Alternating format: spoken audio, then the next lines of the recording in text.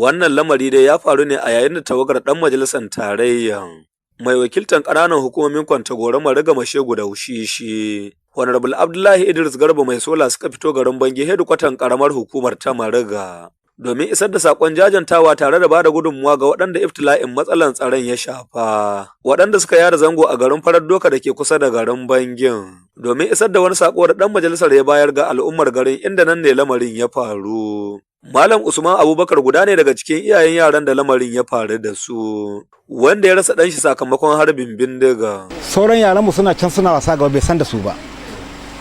To, halba bindigan da zai yi sai ta faɗa daura da yaran. Shi kuma bai san yayi ba. Suka wuce, bayan sun wuce ni kuma ina gona aka je aka kira ni aka ce ga abin da ya faru. To bayan na zo aka ce ai wayannan yaran sauran wanda ba su lahiya da shi an ɗauke su an je Bangi. Bayan da su an zo an bincike menene magana na ni da nake baban yaro na ce to ni abin nan ban da wata magana Allah kawo min rasuwa.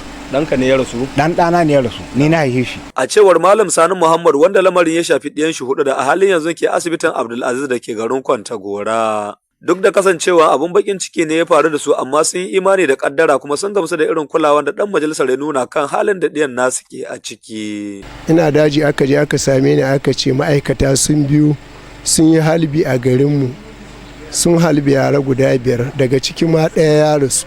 Akwai yara na guda 4 amma ba su rasu ba suna asibiti.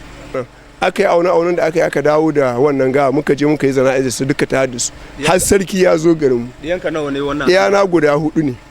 A cikin 5 da al'amuran ya faru? A cikin 5 ɗin. Na su wani hali suke ciki a yanzu? Su yanzu halin da suke a ciki tun dai bangin na ga sun ji sauki sosai. Kusan wa za a ce ɗauki nauyin ma yaran na aiki? Mu tun daga gida motar mu da komi namu da abincin mu mai sola ce su da yaran suka zo suka ce mai sola ya ce aje da yaran nan. Kana da yara 4 daga cikin 5 waɗanda aka halba. Me ya matsayinka kan wannan al'amari yanzu? To ni matsayina kawai na ɗauki cewa Allah ne kawo ma yara na waɗannan abubuwan kuma na yi haƙuri da su. Amma ni a ra'ayina ma tun farko in an bi magana na san dai Allah ne kawo min abin nan ba duk sai an ɗauki ɗaune an je da ni nan ban da ni nan kawai abin Allah ne kawo min. Al'umma da dama dai a yankin na zargin ɗan majalisar tarayya da nuna halin ko in kula ga matsalan taɓarɓarewar tsaron da ya addabi yankin. Amma a cewar Alhaji Usman Malami Bangi guda daga cikin hadiman ɗan majalisar, akwai gudunmuwa da dama da Honorable Abdullahi Garban ke bayarwa domin tabbatar da tsaro da zaman lafiya a yankin. Da ake ta koke Audu bai yi magana ba ko kuma Audu bai da alhakin da zai kawo security a Mariga local government da duk inda yake wakilta. Ba sashen shi bane illa iyaka kawai siyasa ne wasu ke siyasantar da abun yana da gudunmuwa kuma bakin gogoro gudunmuwar da yake bayarwa in wasu ba su sani ba mu da ke tare da shi mun sani domin shi ya dauka harkar insecurity ba harka bane da in yayi abun da ya kamata yayi ya hito ya faɗi. Akwai abubuwa dunkule wanda ina tabbatar maka inda manyan yan su wanda abin ya shafa inda za ka zo nan su zo mu haɗu da su sun san irin taimakon da ake bayarwa secretly.